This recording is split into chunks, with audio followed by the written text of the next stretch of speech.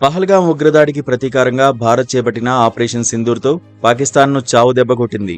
ఉగ్ర స్థావరాలను నేలమట్టం చేసి దాదాపు 100 మందికి పైగా ముష్కరలను మట్టుబెట్టింది. సీమాంతర ఉగ్రవాదాన్ని ప్రోత్సహిస్తున్న పాకిస్తాన్కు ఆపరేషన్ సింధూర్తో భారత్ గట్టిగా బుద్ధి చెప్పింది.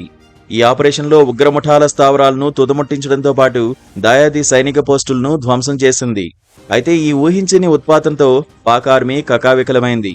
దీంతో దాయాది దేశం సైన్యంలో కమాండర్ స్థాయి అధికారులు కూడా ప్రాణభయంతో పరుగులు పెట్టినట్లు అంతర్జాతీయ మీడియా కథనాలు వెల్లడించాయి.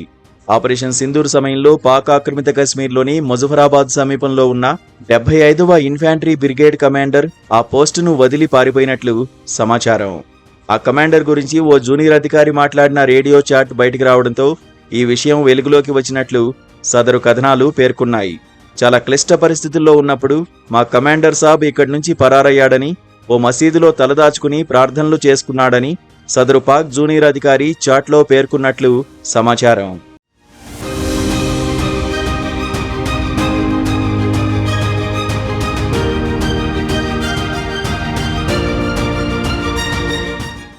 భారత్ దాడులతో విరుచుకుపడుతున్నప్పుడు పోస్ట్లో కార్యకలాపాలను పునరుద్ధరించాలా అని అడిగితే ఆఫీస్ తర్వాత తాపీగా తెరుచుకోవచ్చు, ముందు మీ ప్రాణాలు కాపాడుకోండని సమాధానమిచ్చినట్లు తెలుస్తోంది.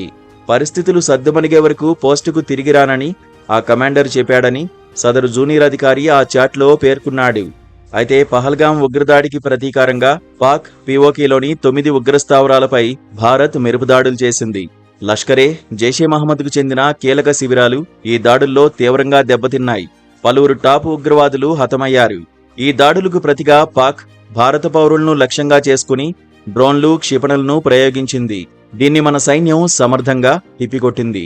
ఈ క్రమంలోనే పాకిస్తాన్లో ప్రధాన ఎయిర్ బేసులను భారత్ ధ్వంసం చేసింది. దీంతో కాళ్లబేరానికి వచ్చిన పాక్ కాల్పుల విరమణ ఒప్పందానికి అంగీకరించాలని మొరపెట్టుకుంది. అయితే కాల్పుల విరమణ ఒప్పందానికి అంగీకరించిన భారత్ సింధు జలాల ఒప్పందం అమలు నిలిపివేత మాత్రం కొనసాగుతుందని స్పష్టం చేసింది.